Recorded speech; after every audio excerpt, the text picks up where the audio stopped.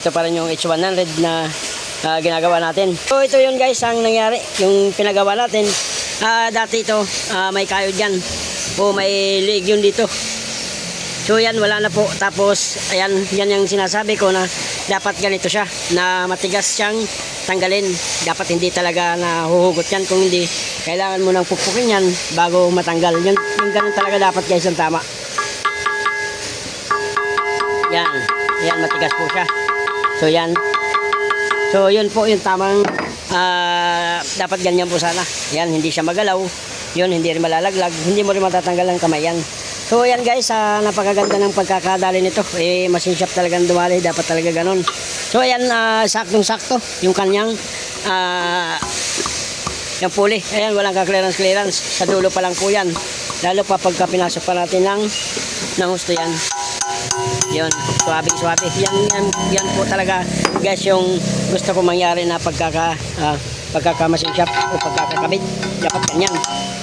So yun, ang gagawin natin ngayon ay simbolin na po natin to.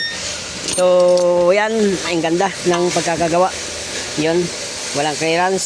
So ganun talaga guys ang gusto ko mangyari na pagkakagawa. Yun. So okay, walang ka-clearance. Bago na rin yan guys, pinalitan na ng bago. Pati ito pinapalitan ko na rin ng bagong lock o yung ating konya. So yun guys, bali ito na, bago na lahat yan. Ito bago, tapos ito bago na rin. So gagamitan natin ng plastic gauge yan pagka ikakabit na natin itong ating main bearing. So yan pa rin guys, yung ating main bearing, hindi nagkapalit-palit yan. Kung saan natanggal yan, doon pa rin ibabalik yan. Pero para sigurado, gagamit pa rin tayo ng plastic gauge dyan para ma-measurement natin kung tama yung kanyang sukat o yung kanyang clearance. So ito pa rin yung ating connecting rod bearing. Yan pa rin yan. So walang nabago dyan, kundi ibabalik pa rin natin. So yan ang ating bubuin ngayon. Sana matapos natin to maghapon. At syempre magpapalit tayo ng oil seal yan bago. Yan, harap at saka likod, papalitan na rin natin yan. At sasamahan na rin ng chain oil yan. Lahat na chain oil. So yun ang ating ibabalik ngayon. Ito na yung mga luma na mga sira. Yun yung mga pinalitan dati. Tapos yun pa yung iba, mga pinagpalitan. Yun na yan guys. So napakarami na. Bali pang 5 na to o pang 4 na to na palit na masira. Pang 5 na to ay pang 4. Bali pang 5 sana to. Kaso yun nga, nagpasya tayo na ipamasin shop na o ibaba na yung sigonyal. So yun na guys. Bali ito, bubuin na natin.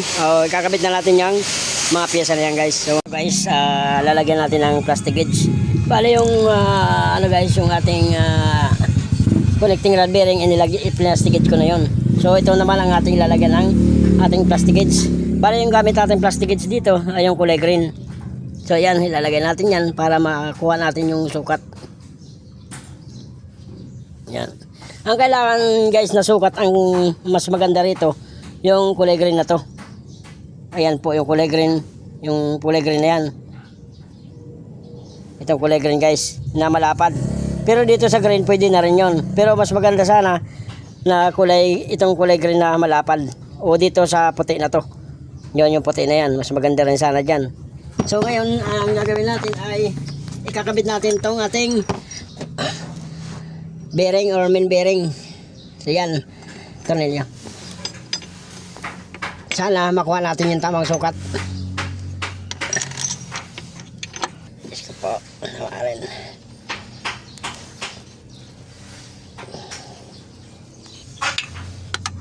Layo pa yata.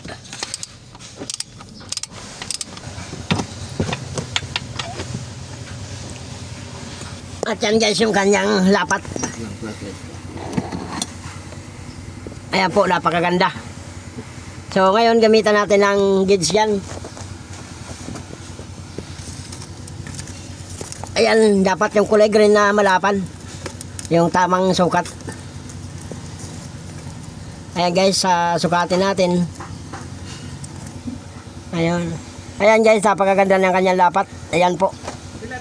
So tamang tama lang po yung sukat natin or yung torque natin na 60.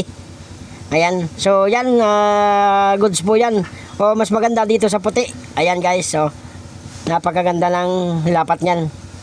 Yan. So yan, straight na natin yan. Yung gauge din ng ng ating connecting rod is okay rin. So yan, itutuloy na natin yan.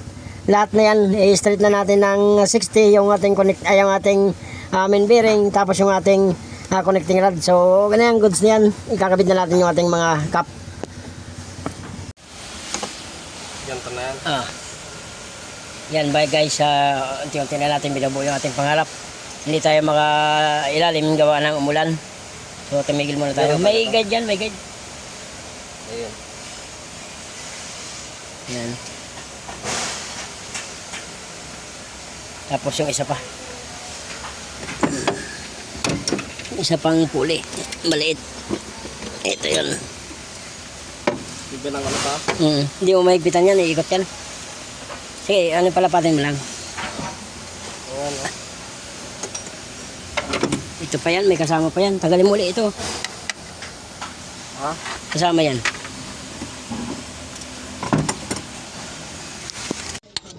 Yan. Ito na yung ating bagong puli. Tapos bago yung ating punya. Kaya medyo magalit talaga ipasok yan. Sige. Grabe, tigas ha. Sige. Subukan na lang yun. Pero napasok naman. Oo. Grabe itong matigas ito.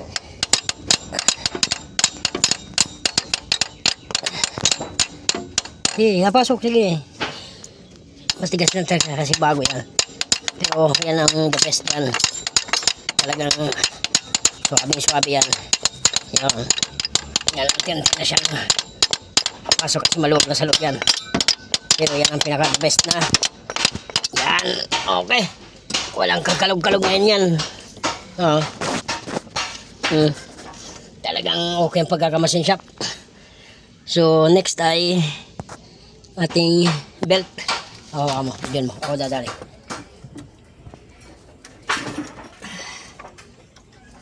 Yan. Naka-timing dito. Kunti lang, tapos dyan pa. Ito. Pililis siya na kunti. So, easy na lang yan.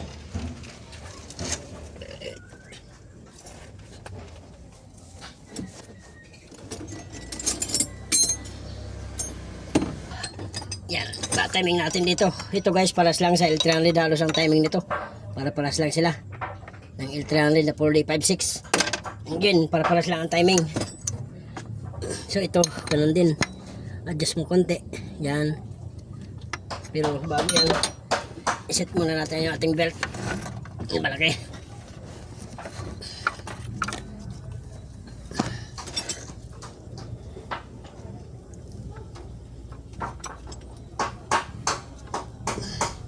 Tapos papayakapin ko dyan.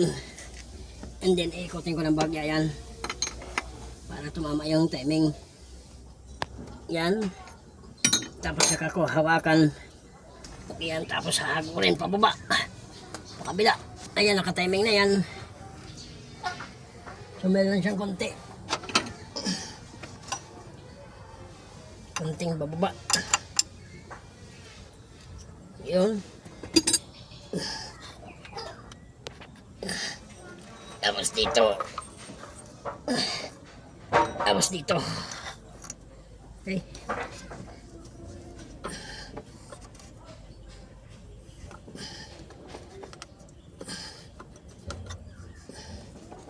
Paras na talaga sila sa L300. Paras lang talaga sila sa L300. Kung paano ang L300, ganun din to. 12. Saka ngayon, i-release to para pumitik. Yun. Pero mas maganda kung masikot pa ng bagya. Para mas sikot siya. Ng konti. Hop, tama lang. Tama lang. Okay. Yan, kailangan double check lahat. Ayan ito. Ayan ito.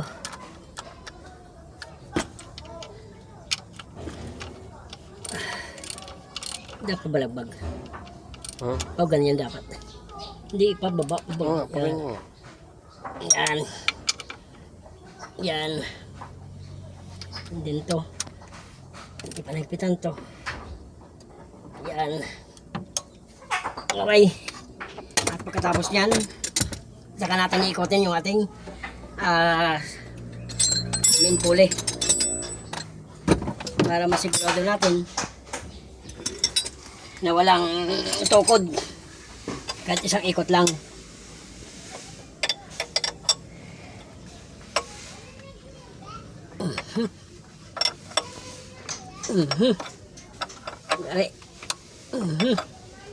At ito na guys, nabuo na natin, nakompleto na natin lahat. Nakabit na natin yung cover, bago na rin yung oil filter natin, bago na rin yung langis natin, yung belt nakakabit na, yung clutch pan nakakabit na. So lahat na po yan nakakabit. Bagong change oil na rin yan, bago yung langis. Bale yun ang point natin, kaya natin to binaba dahil yung ating sigunyal, yun nga po yung konya na gumagalaw o yung uka niya malaki na. Kaya ngayon ang ginawa natin ay pinamasin shop po natin yon, binaba natin yung sigunyal, tapos pinamasin shop natin yung ating konya. And then yun guys, sa ilalim is nakakabit na rin. Ayan yung ating transmission, nakakabit na. Yung ating crankcase nakakabit na rin. So bali, kompleto na po yan guys, lahat na-install na natin. Okay na yan. So wala na tayong problema dyan guys. Ngayon ang gagawin natin ay babanda rin na natin. Naka-timing na rin yan. And then may tubig na rin. So kulang lang pero dadagdagan natin yan. Pero ito guys, tapos na po siya lahat. Nakakabit na lahat. Ngayon ang gagawin natin ay papanda rin natin. At sana hindi na maulit yung nangyari na maraming pyesa na pinalitan na paulit-ulit na trabaho nang dahil po doon sa sigunyal, nang dahil po doon sa malaking clearance na yon, at saka yung gumigiwang na pulley dahil po sa ayun nga yung problema na konya. So ito, pandarin na natin guys kung tumama itong ginawa natin. Start natin, then pitik-pitik muna, baka tukod yung ating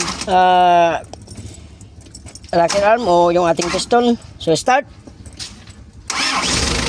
Yun, awa ng Diyos, one click pa rin. At yan, mayroon siyang giwang na pulley pero hindi gaya ng dati na talagang malikot. So yan, okay lang, medyo okay lang kanyang pulley. Ayun po guys, yung sa baba, yung pinakamalaki. So yan, at saka dati guys, pag umaandar yun makalansing, gawa nga na yung pulley ay may clearance doon sa ating kunya. Meron na siyang play. So yan, wala na siyang ingay, wala nang clearance, wala na siyang play. Ayan. So yun, sana ang wish ko lang dito ay hindi na sana maulit yung nangyari na lumuluwag. At saka guys, maliban dyan, maliban sa pinamasin-shop natin, tinago natin yung pulley, bago yung pulley, yung malaki, tapos yung pulley na sa timing belt na maliit, bago na rin yun, tapos yung pulley, tapos yung tornilyo. Bali, ginawa na talaga natin lahat yan kung ano ang pwedeng gawin na ikabubuti o ikaayos ang sasakyan na to. So, at saka maliban doon guys, ginamitan ko po yan guys ng pampakapit ng tornilyo para hindi siya lumuluwag. Yan, mayroong gumamit po tayo nito. Yan yung na to na thread lock. Gumamit pa tayo nito para hindi lumuwag yung tornilyo na yun. Thread lock ang ginamit ko dyan para hindi na siya lumabas ulit yung tornilyo, at saka para hindi lumuwag, at saka mahigpit na rin talaga yan guys. So sana guys, itong trabaho na to ay tumagal, tapos sana yung pulley na yun ay hindi na lumuwa, at saka hindi na siya magka-clearance. Nung ipinasok guys yung pulley ay napakaganda, hindi na siya maluwag, kundi pinasok talaga ng mahigpit. So ito lang guys, hanggang dito na yung video. Maraming salamat po sa panonood ng aking mga video. Ayan, sa ating bossing Kalmado.